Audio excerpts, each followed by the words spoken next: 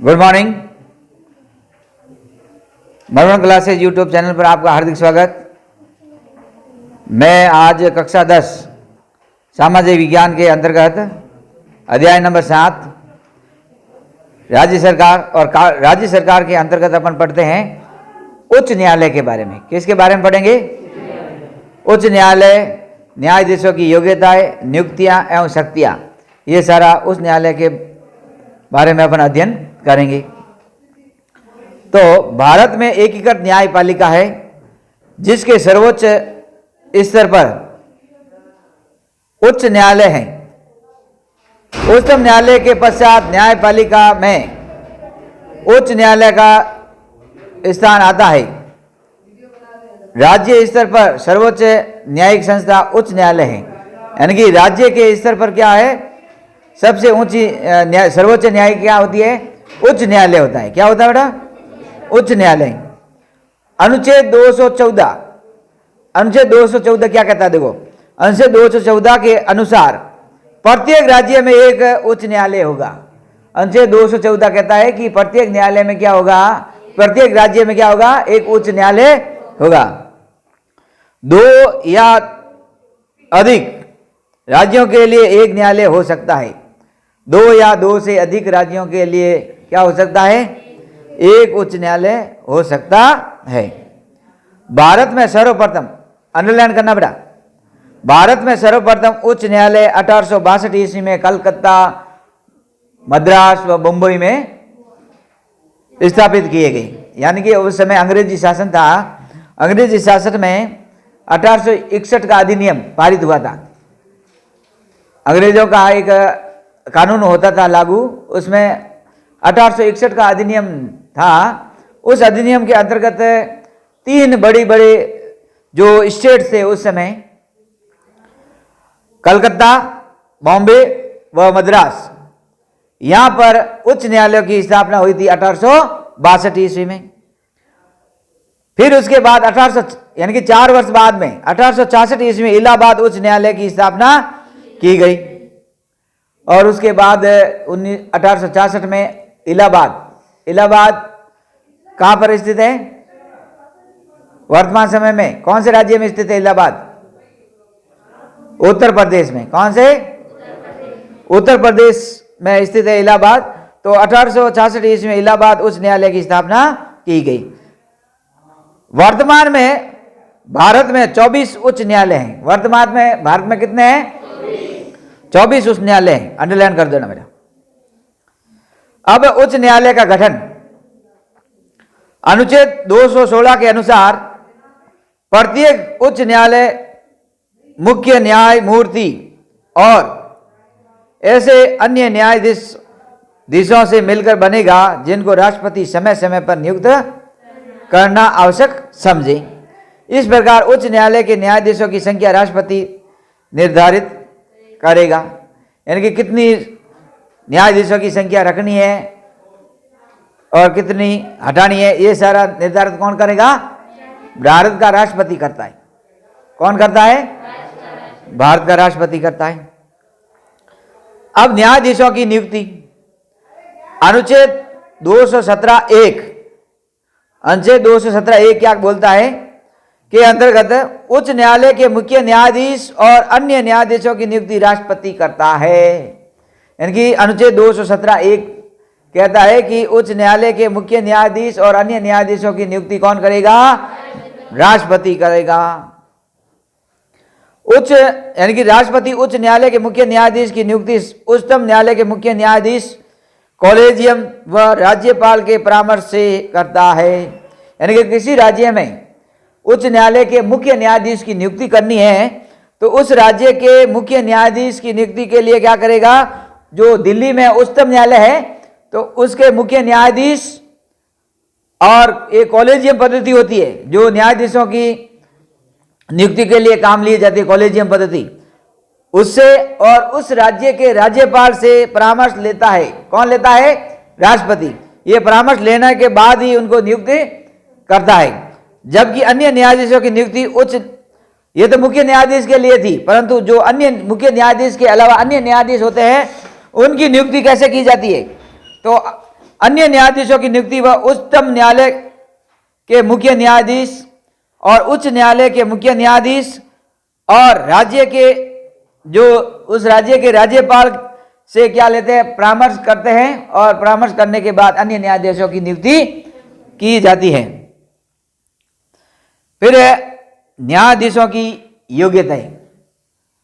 अब उच्च न्यायालय के न्यायाधीश बनाने जा रहे हो तो उनके लिए क्या क्या योग्यताएं होनी चाहिए। अनुच्छेद 217(2) के अनुसार न्यायाधीशों की नियुक्ति के लिए निम्नलिखित योग्यताएं होनी आवश्यक है। सबसे पहले सबको पता है वह भारत का नागरिक हो। क्या होना चाहिए? भारत का नागरिक हो। नंबर 2, भारत के राज्य क्षेत्र में कम से कम 10 वर्ष न्यायिक पद धारण कर चुका हो, यानी कि वो 10 वर्ष तक न्यायाधीश रह चुका हो। नंबर 3, उच्च न्यायालय का या ऐसे 2 या अधिक न्यायालयों का लगातार कम से कम 10 वर्ष तक अधिवक्ता रहा हो, यानी कि उच्च न्यायालय या ऐसे 2 या अधिक न्यायालयों में लगातार वकालत का कार्य कर चुका हो। कितने वर्षों तक? 10 वर्षों तक ये कार्य कर चुका हो। अब देखो, अब न्यायाधीशों का कार्यकाल कितने वर्ष होता है? अनुच्छेद 217(1) के अंतर्गत न्यायाधीशों के कार्यकाल संबंधी प्रावधान दिए गए हैं। वह 62 वर्ष की आयु तक पद धारण करेगा, यानी कि उसकी रिटायरमेंट सेवानिवृत्ति आयु कितनी वर्ष है? परंतु जो उच्च न्यायालय का मुख्य न्यायाधीश होता है उसकी सेवानिवृत्ति आयु 65 वर्ष है। याद रखना बेटा, यानी कि उच्च न्यायालय के मुख्य न्यायाधीश की सेवानिवृत्ति आयु कितनी वर्ष है? 65 वर्ष तक अपने न्याय पद पर रह सकता है, और अन्य न्यायाधीशों की सेवानिवृत्ति आयु है 62 वर्ष। नंबर 2, न्यायाधीश राष्ट्रपति को संबोधित करके अपना पद त्याग दे सकता है, यानी कि कभी क्या होता है, वो अपने पद से त्याग पत्र देना चाहता है तो वो राष्ट्रपति के नाम संबोधन करेगा। एप्लीकेशन किसको लिखेगा? राष्ट्रपति के नाम संबोधित करके त्याग पत्र दे सकता है। नंबर 3, न्यायाधीश को संसद के दोनों सदनों के 2/3 बहुमत से पारित प्रस्ताव के बाद राष्ट्रपति के आदेश द्वारा हटाया जा सकता है। यानी कि राष्ट्रपति के लिए जो महाभियोग की प्रक्रिया लगाई जाती है, वैसी विधि से दोनों संसद के दोनों सदनों से 2/3 बहुमत से पास होने के बाद राष्ट्रपति के पास भेजा जाता है, और राष्ट्रपति वो आदेश कर देता है कि इसको हटाया जाए, तो वो हटाया जा सकता है। अब न्यायाधीश द्वारा शपथ। न्यायाधीश को शपथ कौन दिलाता? देखो, अनुच्छेद 219 के अनुसार उच्च न्यायालय का न्यायाधीश राज्य के राज्यपाल या उसके द्वारा नियुक्त व्यक्ति के समक्ष शपथ लेगा। यानी कि उच्च न्यायालय का मुख्य न्यायाधीश हो या अन्य न्यायाधीश हो, वो उसको शपथ कौन दिलाता है? राज्य का राज्यपाल या राज्यपाल के द्वारा जो नियुक्त अधिकार व्यक्ति होता है वो शपथ दिलाता है। अब न्यायाधीशों का स्थानांतरण, यानी कि ट्रांसफर भी होता है इनका। उच्च न्यायालय के न्यायाधीशों का स्थानांतरण राष्ट्रपति उच्चतम न्यायालय के मुख्य न्यायाधीशों के परामर्श के बाद करता है। यह अनुच्छेद 222, यानी कि अनुच्छेद 222 के अंतर्गत यह कहता है कि उच्च न्यायालय के न्यायाधीशों का स्थानांतरण कौन करता है? राष्ट्रपति। हाँ, किससे परामर्श लेता है? ये मुख्य न्यायाधीश से परामर्श करता है, उसके बाद ये स्थानांतरण करता है। न्यायाधीशों का वेतन। अब क्या है? न्यायाधीशों के वेतन अनुच्छेद 221 के अनुसार प्रत्येक उच्च न्यायालय के न्यायाधीशों के वेतन संसद विधि द्वारा निश्चित करेगा। वर्तमान में मुख्य न्यायाधीश को 90,000 रुपये व अन्य न्यायाधीशों को 80,000 रुपये मासिक वेतन मिलता है। यानी कि इनका वेतन और भत्ते का निर्धारण कौन करेगा? भारत की संसद करेगी। कौन करती है? भारत की संसद करती है, अनुच्छेद 221 के अंतर्गत। अब उच्च न्यायालय की स्वतंत्रता, ये एक स्वतंत्र है। उच्च न्यायालय की स्वतंत्रता के लिए निम्न व्यवस्थाएं की गई है। नियुक्ति के लिए विशेष प्रक्रिया होती है, यानी कि इनके उच्च न्यायाधीशों की नियुक्ति के लिए विशेष प्रक्रिया अपनाई जाती है। फिर इनके निश्चित कार्यकाल होता है, यानी कि मुख्य न्यायाधीश का तो 65 वर्ष, अन्य न्यायाधीशों का 62 वर्ष की आयु होती है जब सेवानिवृत्त होते हैं। नंबर 3 है, संसद में न्यायाधीशों के आचरण पर महाभियोग के अतिरिक्त चर्चा नहीं, यानी कि महाभियोग की इनको हटाना है तो महाभियोग जैसी प्रक्रिया अपनाकर इनको हटाया जा सकता है। नंबर 4, उच्च न्यायालय का न्यायाधीश अवकाश ग्रहण करने के बाद अन्य न्यायालयों में निजी प्रैक्टिस नहीं करेगा जहाँ वह स्थायी न्यायाधीश रह चुका है, यानी कि जब रिटायरमेंट हो जाता है, सेवानिवृत्त होने के बाद जहाँ जहाँ उसने न्यायाधीश के पद पर रहा है उस पर वो वकालत का कार्य नहीं कर सकता है, निजी प्रैक्टिस नहीं कर सकता है। नंबर 5, कार्यपालिका से पृथक्करण, यानी कि ये कार्यपालिका से क्या है, अलग है, पृथक्करण है। अब उच्च न्यायालय का कार्य एवं शक्तियां। उच्च न्यायालय के कार्य क्षेत्र एवं शक्तियों का वर्णन इस प्रकार है। नंबर 1, मूल या प्रारंभिक क्षेत्राधिकार। नंबर 2, रिट अधिकारिता। नंबर 3, अपीलीय क्षेत्राधिकार। नंबर 4, अभिलेख न्यायालय। नंबर 5, प्रशासन संबंधी शक्तियां। नंबर 6, न्यायिक पुनरावलोकन। तो पहला लेते हैं अपन मूल क्षेत्राधिकार, ओरिजिनल जुडिक्शन। इसका तात्पर्य है प्रथमतः उच्च न्यायालय द्वारा वादों की सुनवाई करना, ये क्षेत्र है। संसद व राज्य विधानमंडल सदस्यों के निर्वाचन संबंधी विवाद, राजस्व एकत्रीकरण संबंधी विवाद, मौलिक अधिकार एडमिनिस्ट्रेटिवली व वसीयत, प्रोबेट, विवाह विधि, कानूनी कंपनी कानून तथा विवाह विच्छेद आदि मुकदमे। उनकी प्राथमिकता क्या है, मूल अधिकार क्षेत्राधिकार के अंतर्गत ये सारे तरह के जो भी मुकदमे होते हैं उनको सुनवाई करना है। दूसरी बात है याचिका, यानी कि रिट अधिकारिता। अनुच्छेद 226 के अंतर्गत उच्च न्यायालय बंदी प्रत्यक्षण, परमादेश, प्रतिषेध, उत्प्रेक्षण तथा अधिकार पर्चा याचिका जारी कर सकता है। जहां सर्वोच्च न्यायालय अनुच्छेद 32 के अंतर्गत केवल मौलिक अधिकारों के लिए याचिका जारी कर सकता है, वहीं उच्च न्यायालय मौलिक अधिकारों के साथ साथ अन्य मामलों अधिकारों के लिए याचिका जारी कर सकता है। यानी कि जो अनुच्छेद 226 के अंतर्गत कहा गया है कि जो अपने मूल अधिकार है, अनुच्छेद 32 के अंतर्गत जो मौलिक अधिकारों का हनन होता है तब सर्वोच्च न्यायालय में अपील की जा सकती है। परंतु इसके अलावा जो भी है बंदी प्रत्यक्षण, परमादेश, प्रतिषेध, उत्प्रेक्षण, अधिकार पर्चा कि ये सारे अधिकार क्षेत्र रहते हैं, तो उसकी सुनवाई कौन करेगा, कहाँ रिट लगाई जा सकती है, उच्च न्यायालय में रिट लगाई जा सकती है। मौलिक अधिकारों के लिए तो उच्च न्यायालय और सर्वोच्च न्यायालय दोनों में रिट लगाई जा सकती है, परंतु इसके मौलिक अधिकारों के अलावा जो भी है बंदी प्रत्यक्षण, परमादेश, प्रतिषेध, उत्प्रेक्षण, अधिकार पर्चा की सीधी अपनी रिट कहाँ लगाई जा सकेगी, उच्च न्यायालय में लगाई जा सकती है। नंबर 3, अपीलीय क्षेत्राधिकार। उच्च न्यायालय की अपीलीय क्षेत्राधिकार को निम्न भागों में बांटा जा सकता है। अब अपीलीय क्षेत्राधिकार जो अपील होती है उसका क्या क्या क्षेत्राधिकार होता है। सिविल अपीलीय क्षेत्राधिकार, सिविल में कौन कौन से विभाग आते हैं, देखो आयकर, पेटेंट, डिजाइन, उत्तराधिकारी आदि मामलों के जिला न्यायालय के विरुद्ध उच्च न्यायालय में अपील की जा सकती है। ऐसे मामले में यानी कि आयकर में या पेटेंट डिजाइन में या उत्तराधिकारी के मामले में जब जिला न्यायालय में आपको न्याय नहीं मिल रहा है तो आप उच्च न्यायालय में अपील कर सकते हो। ये आता है सिविल अपीलीय क्षेत्राधिकार। दूसरा आता है आपराधिक अपीलीय क्षेत्राधिकार। अब आपराधिक क्षेत्रीय अपीलीय क्षेत्राधिकार होता है जब अपराधी को सेशन न्यायालय में 4 वर्ष के लिए कारावास दंड दिया या मृत्यु दंड दिया तो उसके विरुद्ध अपील उच्च न्यायालय में की जा सकती है। यानी कि किसी को मृत्यु दंड दे दिया गया है या 4 वर्ष से अधिक 4 वर्ष के लिए कारावास दे दिया गया या मृत्यु दंड दे दिया गया तो आप सेशन न्यायालय के खिलाफ क्या है, उच्च न्यायालय में अपील कर सकते हो। फिर है संवैधानिक अपील या क्षेत्राधिकार। कोई भी ऐसा मुकदमा जिसमें संविधान की व्याख्या का प्रश्न हो तो उच्च न्यायालय में अपील की जा सकती है।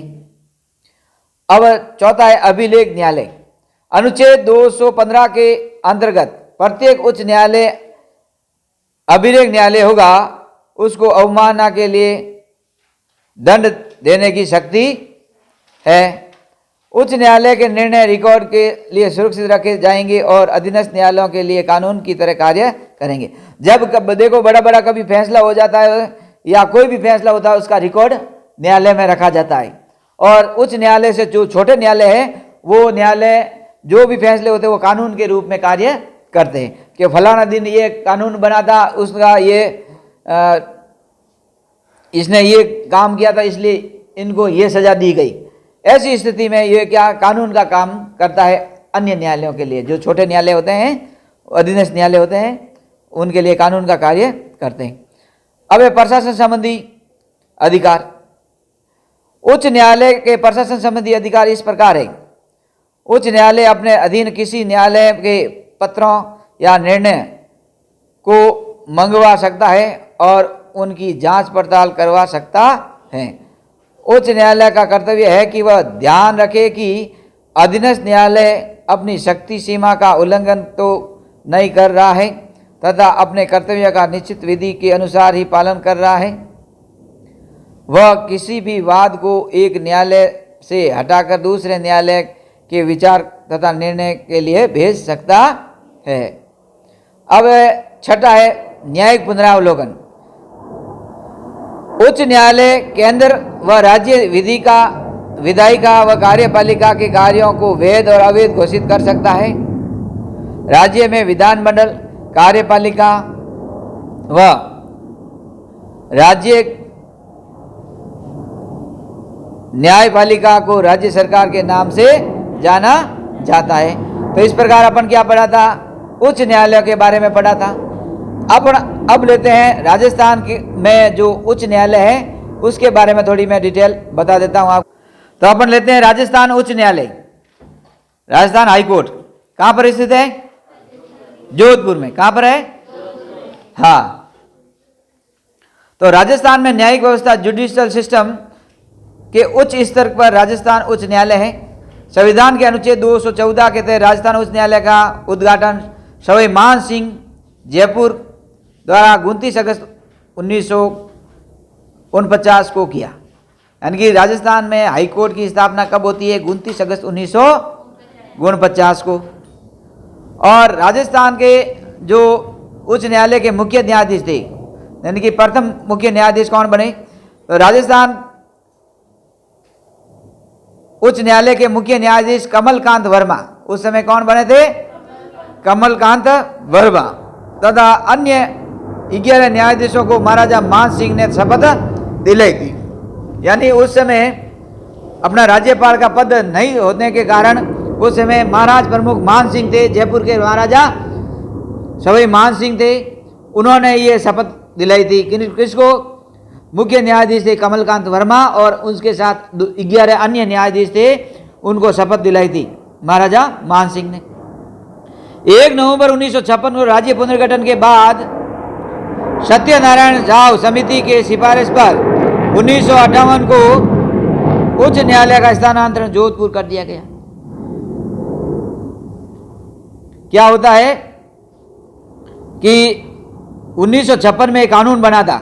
1 नवंबर 1956 में राजस्थान का एकीकरण होता है। उसी के साथ राज्य पुनर्गठन आयोग की एक रिपोर्ट आती है और राज्य पुनर्गठन रिपोर्ट के बाद एक अध्यक्ष बनाते हैं और उस अध्यक्ष का नाम है सत्यनारायण राव। सत्यनारायण राव समिति की सिफारिश पर, यानी कि वो सिफारिश देते हैं और सिफारिश के बाद 1958 में जयपुर से उच्च न्यायालय का स्थानांतरण कहाँ कर दिया गया? जोधपुर में कर दिया गया। तो राजस्थान का जो उच्च न्यायालय जोधपुर में लाया गया था वो कब था? 1958 में। कब था? परंतु स्थापना कब होती है? 15 अगस्त 47 को तो आजाद हुआ था, परंतु उसके 2 साल बाद में यानी कि 29 अगस्त 1949 के दिन राजस्थान हाईकोर्ट की स्थापना होती है, यानी कि उच्च न्यायालय की स्थापना होती है। परंतु 1958 में जोधपुर में स्थानांतरण कर दिया जाता है। जयपुर की जगह क्या किसको कहाँ लिया जाता है? जोधपुर में। अपना हाईकोर्ट है ना पुराना कचहरी वाला, वो 1958 में स्थापना हुई थी इसकी। ये किसकी समिति की सिफारिश पर है? सत्यनारायण राव की समिति की सिफारिश पर यह जोधपुर स्थानांतरण किया गया। 2015 में न्यायाधीशों की कुल संख्या 40 से 50 कर दी गई। वर्तमान समय में राजस्थान के उच्च न्यायालय के न्यायाधीशों की संख्या कितनी है? 50। एक मुख्य न्यायाधीश गुण 50 अन्य न्यायाधीश है, तो 50 कर दी गई। पूछा जाता है कि राजस्थान उच्च न्यायालय के न्यायाधीशों की संख्या कितनी है? 50। वर्तमान में उच्च न्यायालय के न्यायाधीश कौन है? इंद्रजीत महंती। वर्तमान समय में राजस्थान उच्च न्यायालय के मुख्य न्यायाधीश कौन है? इंद्रजीत महंती।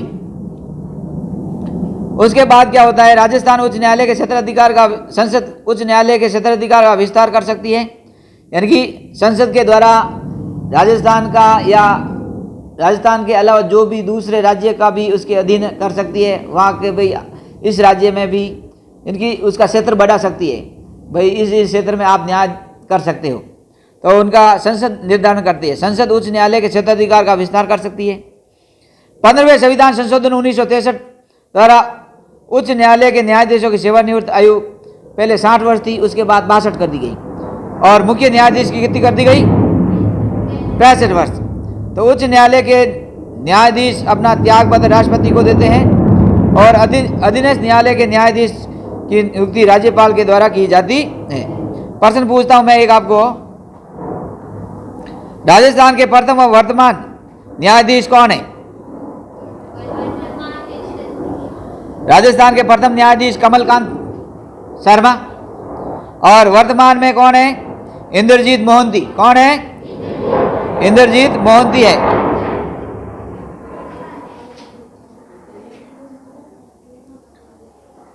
तो इस प्रकार पढ़ा था क्या? राजस्थान का उच्च न्यायालय, उससे पहले पढ़ा था उच्च न्यायालय, उसके बाद थोड़ी डिटेल मैंने बताई है राजस्थान का उच्च न्यायालय के बारे में।